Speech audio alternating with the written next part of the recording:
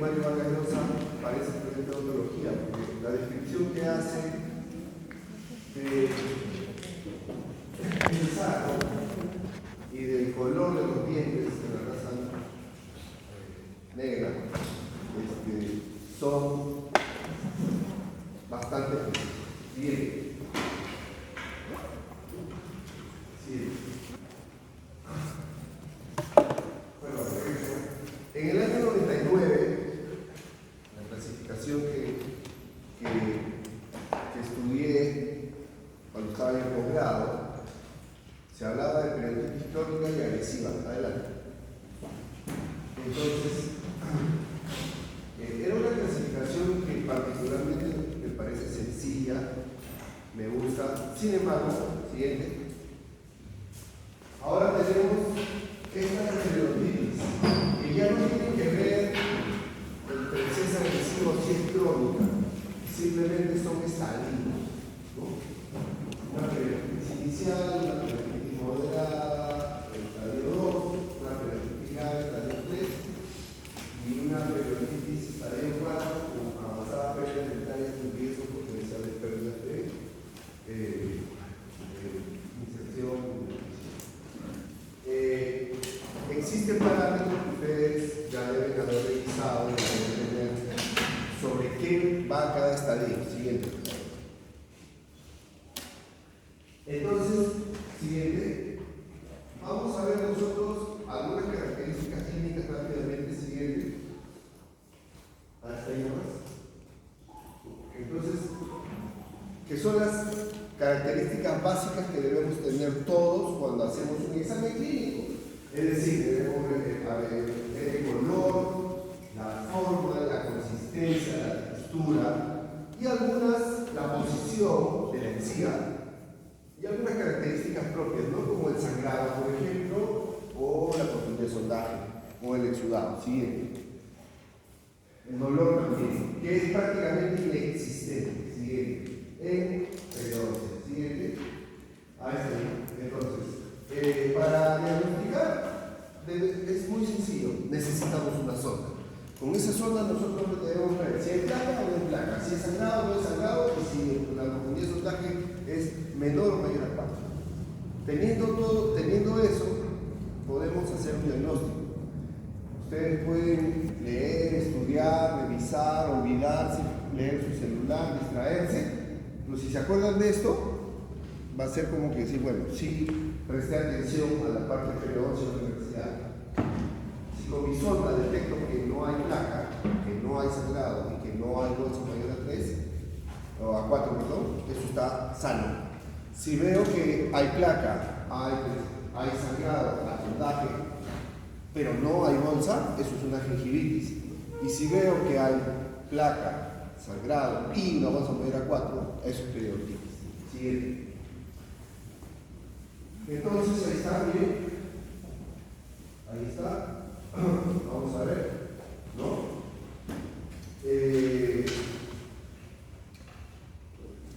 Leyendo lo que dice ahí, ¿tu nombre, doctora? Bien. Lee rápidamente, mentalmente, y dime cuál es el diagnóstico de ese paciente. Te puedes equivocar porque estás mal examen. ¿Alguien? ¿Perdón? Gingivitis. Si ustedes querían ser Dr. House, se equivocaron de facultad. Acá todo es sencillo. ¿Hay caries? No hay caries. ¿Qué cosa sí es difícil para nosotros?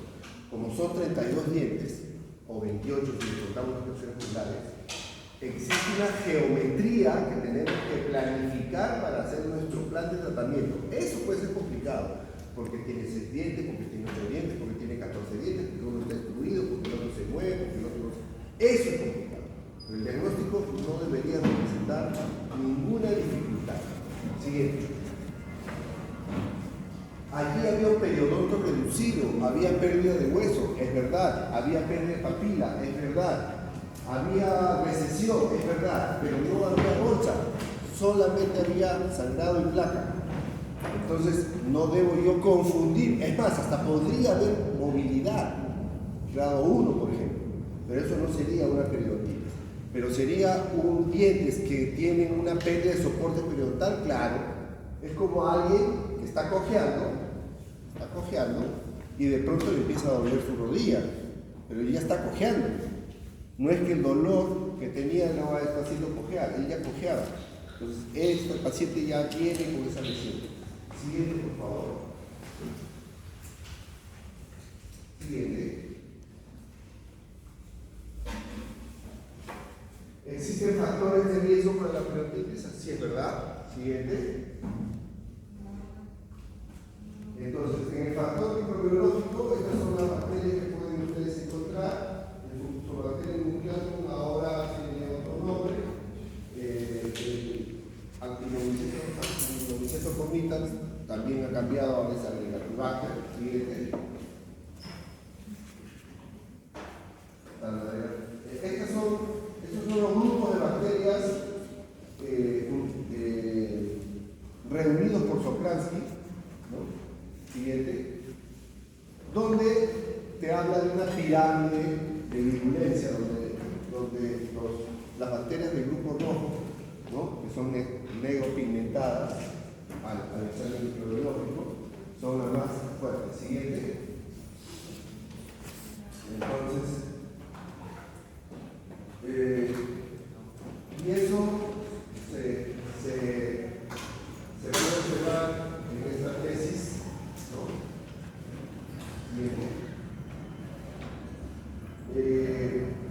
Miren ustedes, ¿no? ¿Cuál es el componente inorgánico más común en la placa de calcio? ¿No?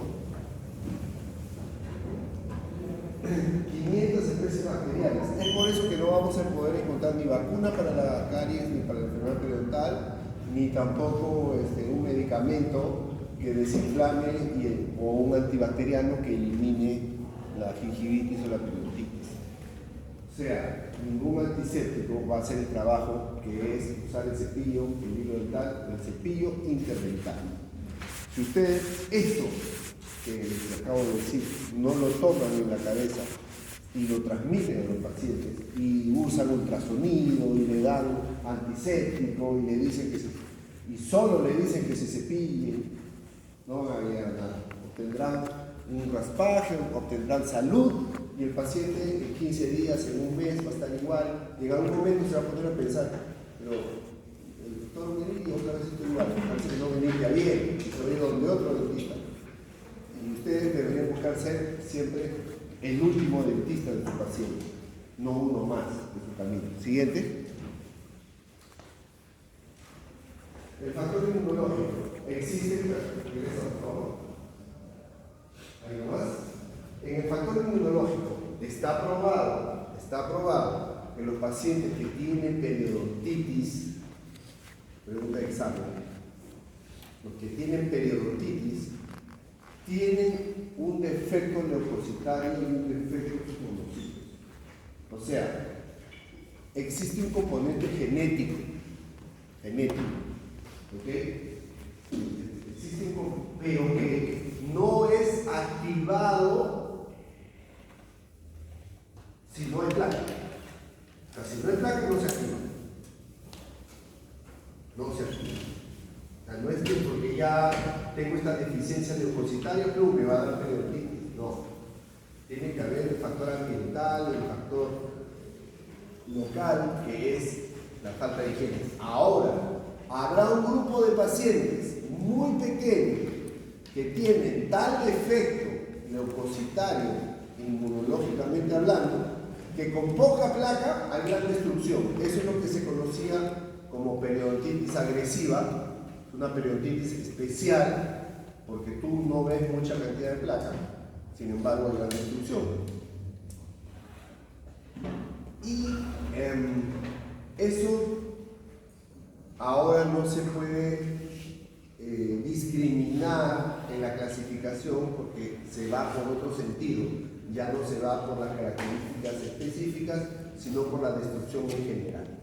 Aunque yo podría asumir que quizás el estadio 3 podría considerarse como agresivo, pero eso es una apreciación muy subjetiva. Siguiente.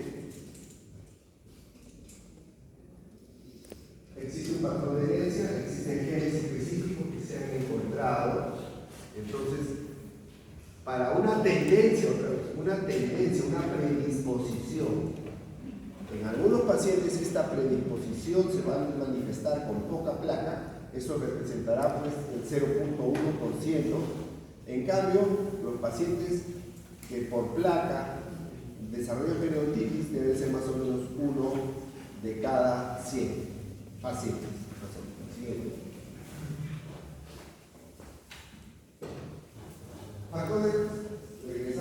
Factores ambientales. Vale. ¿Algo más? No, muy rápido. Ya. Uno más chiquito. Ya. El tabaco. Ya hemos hablado del tabaco. El tabaco genera diversos cambios en el periodonto, como por ejemplo la impermeabilidad del cemento, es decir, paciente que es fumador 20 cigarrillos al día desarrolla una capa impermeable que cuando tú le haces un colgajo, los fibroblastos no pueden volver a entrar al cemento porque la nicotina forma como si tuviera un celofán encima del cemento. Entonces, ¿qué hace el fibroblasto? Va más abajo, se va más hacia la profundidad del surco y se inserta donde el tabaco no haya llegado, produciéndole pérdida de adherencia, aumento de bolsa, migración apical, o sea, recesión. Siguiente. Y también el retraso de la cicatrización. Siguiente.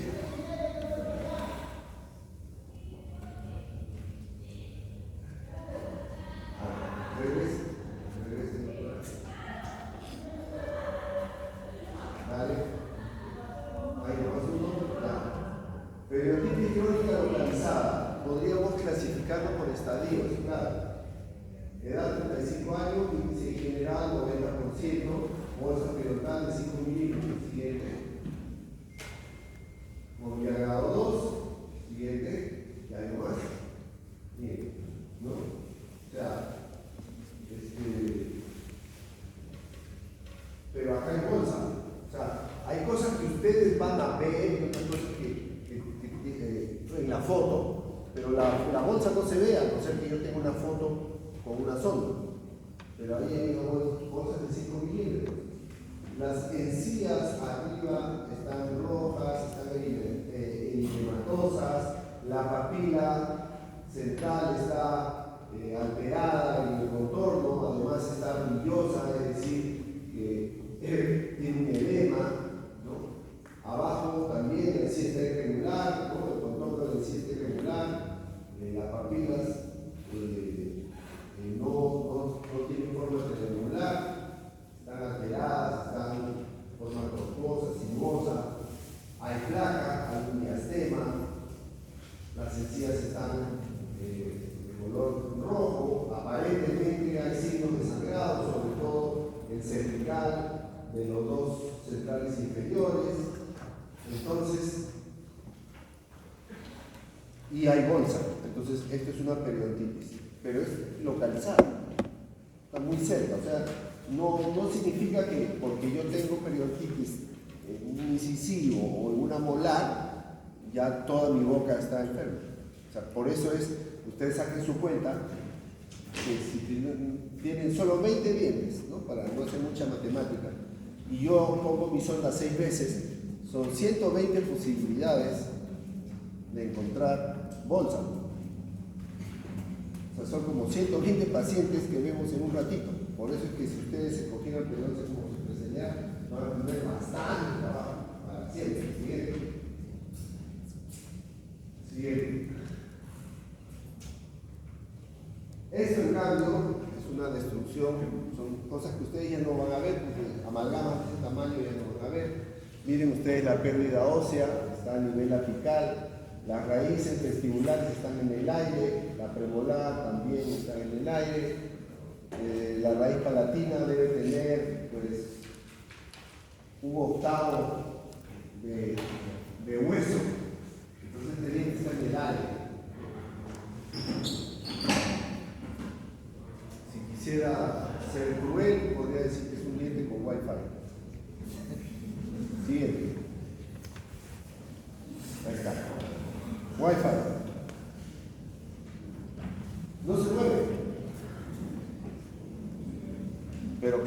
si yo voy a hacer prótesis, aquí tengo que extraer. No puedo usar la pilar. ¿No? Ahí el tratamiento es la exodoncia. Como no se mueve, porque no se mueve, el paciente podría optar también por mantenerlo, pero no le podría hacer ninguna prótesis. Tendría que mantenerlo, o sea, eliminar toda la placa y mantenerlo. Si hubiera movilidad, cambia. Si hubiera movilidad, cambia. ¿Qué significa eso? Que cuando yo quiero evaluar el pronóstico de un paciente, tengo que ver si se mueve o no. No para el diagnóstico, sino para el pronóstico. Porque si esto tiene movilidad 3, se va. ¿Ok? Siguiente. Siguiente. En cambio, miren ustedes, ¿quién dice que era el 25%? El otro paciente tenía 90%.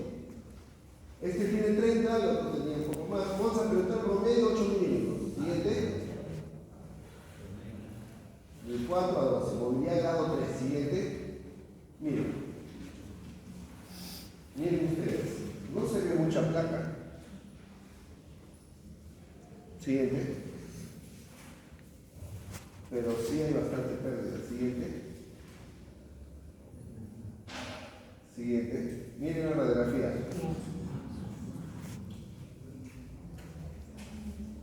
¿Qué edad dije? A ver. 30. No. ¿Qué edad dije? No. Regresa. Regresa. Vamos a ver quién anda sublime, ellas o yo. A ver. 30, ¿no? 30. ¿Y 25 era el índice general? Sí. ¿Nombre? Johanna. Un sublime. Siguiente. Siguiente.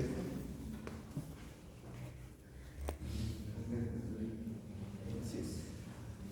30 años. Radiografía, siguiente. Ahora, esos pacientes, si ustedes hacen odontología general, van a ver 1 o 2 veces en su vida. Así, esa radiografía, así, van a ver 1 o 2 veces en su vida. Entonces, contando esta, ojo. O sea, para que se den cuenta, no crean, uy, pero sí, yo me voy a dedicar y ay, Dios mío, los casos. No, o sea, esto te va a pasar si eres especialista. Si eres doctor general, probablemente tú no llegues a que tú lo veas. ¿Ok? Pero ¿por qué entonces lo enseño? ¿Por qué lo muestro? Porque ustedes necesitan estar preparados, ¿no? Que esto de acá, siendo extraño, otro tratamiento, otro manejo, quirúrgico. Bien.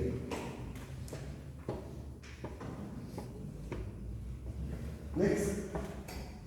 Miren, están en el aire, el molar. La segunda molar no está bien tampoco. La primera superior tampoco. Siguiente, la premolar tampoco. Igual ahí. Miren ustedes. Decirle a un paciente que le tiene que extraer 20 dientes no es para lo que ustedes han estudiado, pero puede pasar una vez en su vida. Tienen que estar preparados para poder afrontar eso. No existe ciencia actual, y creo que no habrá en el futuro, que esto pueda regenerarlo. Doctor, pero si no se puede, lo dejo así. Lo ferilizo, mucha higiene y mantengo los dientes. El tema es si el paciente se le mueven los dientes y además quiere comer bien, es decir, tiene que rehabilitar. Ahí tendrás que tomar decisiones muy serias en este caso. O sea, no es que el paciente viene y le extrae los dientes. Primero ver si se mueve o no se mueve. Es probable que muchos de esos dientes se muevan. Sí. Los injertos de hueso funcionan cuando hay defecto vertical. Está adelantado con 5 de aire. Buena pregunta. Los injertos de hueso funcionarían. A ver, vamos a imaginar que hay un. Creo que no lo entendí nunca. Ya, ahí, justo ahí en esta ese defecto. ¿De qué serviría que yo le ponga hueso, que cuesta $180, más una membrana que cuesta $220? O sea, estamos hablando de casi $400 para mejorar ese defecto de aquí y el defecto de la otra premolar. Porque cuando hay pérdida horizontal, ya no se puede. Solo si hay defecto vertical. ¿Ok? Siguiente. Siguiente. Ahí está. Siguiente. Ahí está. Grado A, tasa de progresión lenta. B, tasa de progresión moderada. C, tasa de progresión rápida. Cuando el celular se detecta. Siguiente. Esto es lo que ustedes pueden encontrar en la teoría. Después le pasaré la clase a la delegada. Siguiente. Grado C, rápido de tasa de progresión. Ahí está. Entonces, antes decía yo periodontitis agresiva y ahora digo periodontitis a secas, estadio 3, tasa de progresión C, ¿no? Entonces, cuesta un poco meterse ese ritmo, pero eso es, ese de ahí es el que ustedes van a ver muy poco, ¿no? O estadio 4, progresión C, muy poco. Bien. Sigue.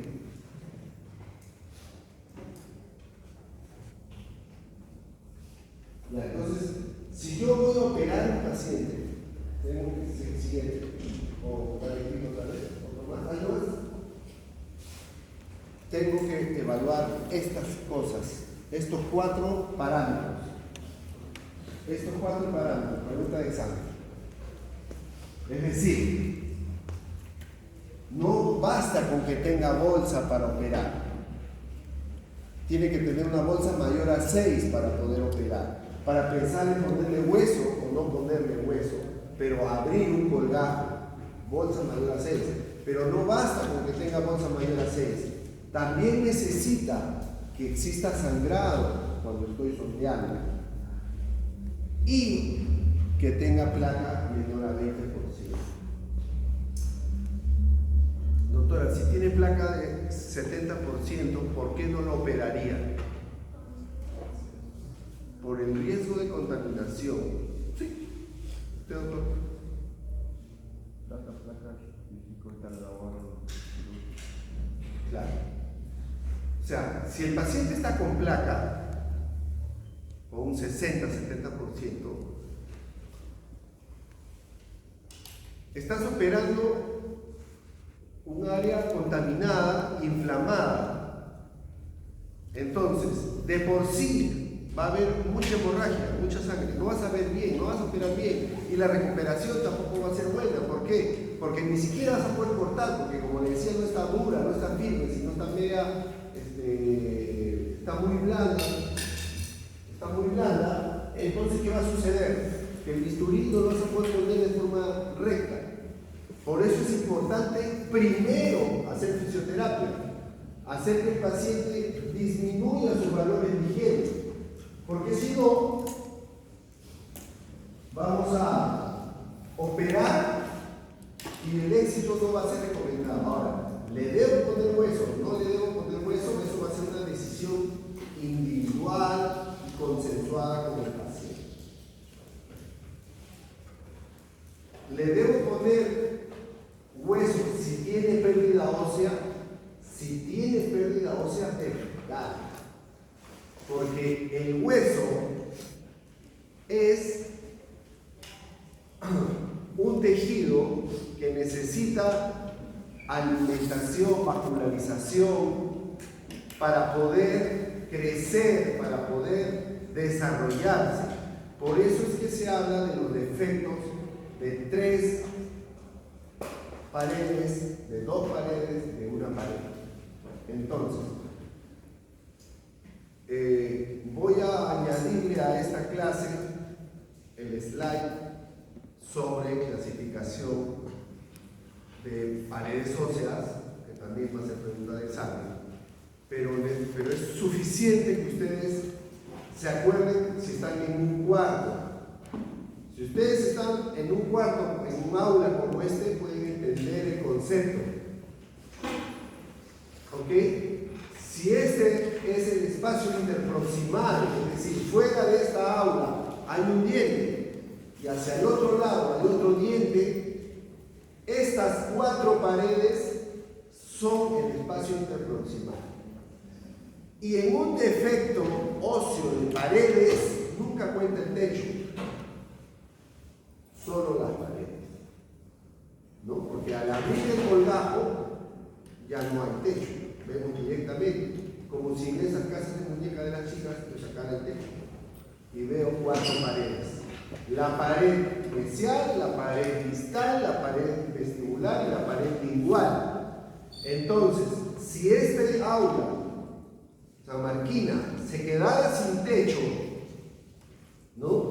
Y nosotros estamos en invierno, todos vamos a tener el mismo frío, estando sin techo. Pero si se cae esa pared, vamos a tener 3 paredes para poder abrigarnos, para tener irrigación vascular. Pero si se cae la otra pared, vamos a tener ahora solo 2 paredes. Y si se cae esta pared, vamos a tener prácticamente solo la pizarra. Entonces va a haber menos vascularización. A más paredes, mayor vascularización, mayor posibilidad de colocar un injerto. Entonces, esa es la razón por la que un defecto horizontal no va a crecer el hueso. ¿Por qué, doctora? En un defecto horizontal no va a crecer el hueso.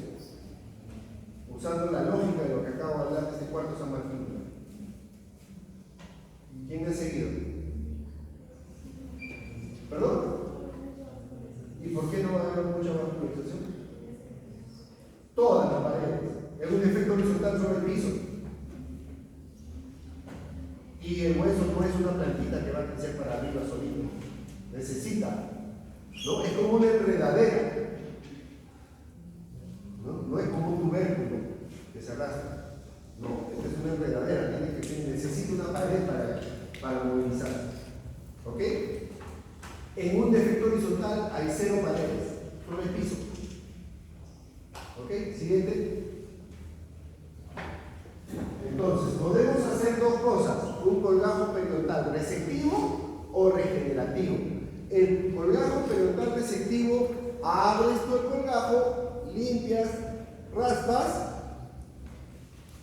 lavas, cureteas, lavas, cureteas, lavas, y cuando ya consideras que está limpio, cuando deja de sangrar, simplemente cierras el colgajo. Con sutura, reabsorbible. ¿Qué es sutura? Ácido poliglicólico 5,0 con aguja cortante de 3/8 de circunferencia. Pregunta de examen completa, así. No hay puntos si no lo pones así. Ácido poliglicólico 5,0 con aguja cortante de 3/8 de circunferencia de una circunferencia de 15 milímetros. Repítalo como para el nuestro. ¿Ya? Porque les voy a poner todas las alternativas y solo una va a ser la correcta. Siguiente. Miren ustedes este caso, ¿no? Esta es una paciente de 19 años,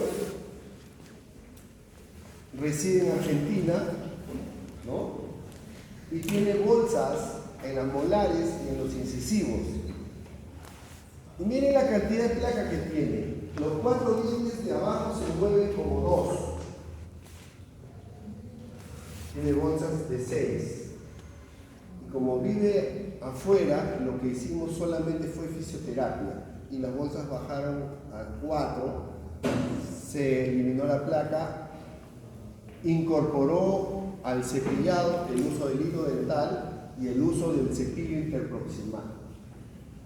Esta es una periodontitis estadio 3, tasa de progresión C, 19 años. Siguiente. ¿Está? Miren, casi no se ve cambios en la encía. Pero yo sé que tiene periodontitis porque le he hecho el sondaje. Tiene bolsas mayores a 6 en las molares y de 5 milímetros en los incisivos inferiores. mis épocas se conocía como juvenil. Ahora son estadios y grados. Siguiente. Ese es el mismo caso, ¿no? Siguiente. Este, en cambio, es otro caso. Placa, ahí ven, en los incisivos inferiores, se ve el cambio de coloración, hasta se ve el relieve por la foto, ¿no? Se ve de placa, ¿no? Entonces, ayer estaba con un paciente que venía de Alemania, paciente que le puso unos implantes y viene para su control, y yo les hago, porque les hago recordar, porque esto es una enseñanza periódica, es una persona que vive sola, y dice, doctor, me ha vuelto a sangrar, he estado allá y me ha empezado a sangrar. Y le digo, ¿cuántas veces al día te cepillas? 3, doctor, a veces 4, perfecto. ¿Y te sigue sangrando? Sí. ¿Usas el hilo dental que te di? Uy, me da flojera. ¿Usas el cepillo interdental que te di? Ay, no, me olvidé acá en Lima. Pero allá en Alemania está más barato y hay un montón. Entonces, ¿qué hago con este señor? Ya listo, cogí mi cepillo interdental y le dije, coge un espejo, esto te vas a llevar, te toma 2, 3, y allá te compras más, vamos a usar, úsalo tú, úsalo. Entonces, ¿cómo se usa? Solamente es entrar y sacar, 2 veces más, 1, 2, ya está. Listo. Entonces yo de casualidad, así de casualidad, cojo ese cepillo que él acaba de limpiarse y lo paso así ligeramente como que no tiene las cosas cerca de su nariz. Y él hace así. ¿Qué pasó, doctor? Eso es de mi boca, sí. A ver acá, pero él mismo se pasó. Doctor, ahorita. O sea, parece que la vez anterior no había sido yo tan meticuloso. No salió cepillando después del consultorio. Porque cuando tú no usas ni hilo ni cepillo, solo estás haciendo el 50% de tu fisioterapia, nada más, de tu higiene. Siguiente. Ahí está. ¿Cuál de los dos parece más complicado?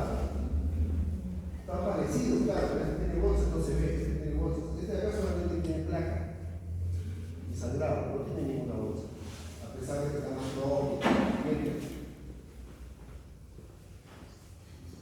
Este es un caso, es la hermana de una colega que tiene una fractura. Siguiente. Hacemos una exodoncia atraumática. Siguiente. Tenía una infección periapical concomitante, entonces decidimos hacer un segundo colgado utilizando la técnica del estigma para retirar la infección periapical. Siguiente. Pero sin abrir un colado vestibular, o sea, con incisiones liberadoras. Luego colocamos nuestro periódico entre el hueso y la encía para poder meter, siguiente, una membrana, ¿no? Esto está publicado, si no me equivoco, en la revista de la Asociación Peruana de Periodoncia, no estoy seguro. Pero si está en el libro, el caso, pueden ir a la biblioteca y ver la descripción completa del caso. Siguiente. Este es un injerto diseñado por mí en forma de silbato, ¿no? Esto es sacado del paladar. Esto que ustedes ven allí, amarillito, son células grasas que antes se retiraban, pero ahora se dice que tienen células pluripotenciales. El tejido graso son células pluripotenciales, es decir, que pueden generar regeneración ósea. Antes se le retiraba, ahora no. Entonces, a todos los alumnos de odontología, hasta que se van de acá y no entren en forma, hombres y mujeres, ustedes son un banco potencial de células pluripotenciales. Bien, ahí está el injerto, la membrana. Siguiente. Es en forma de silbato, se saca una parte y otra parte queda debajo. Ahí hay eso de allí es ácido glucólico 4,0, no es 5,0. Pueden usar 4 también, mejor 5. Siguiente. Aquí está. Ese es un injerto, ese es el injerto colocado sobre el alveolo. Ha sido sellado el alveolo. Siguiente. Ahí está. Siguiente. Ese siguiente sale con su factura por debajo del hueso. Acá está el implante, siguiente, después de 6 meses, su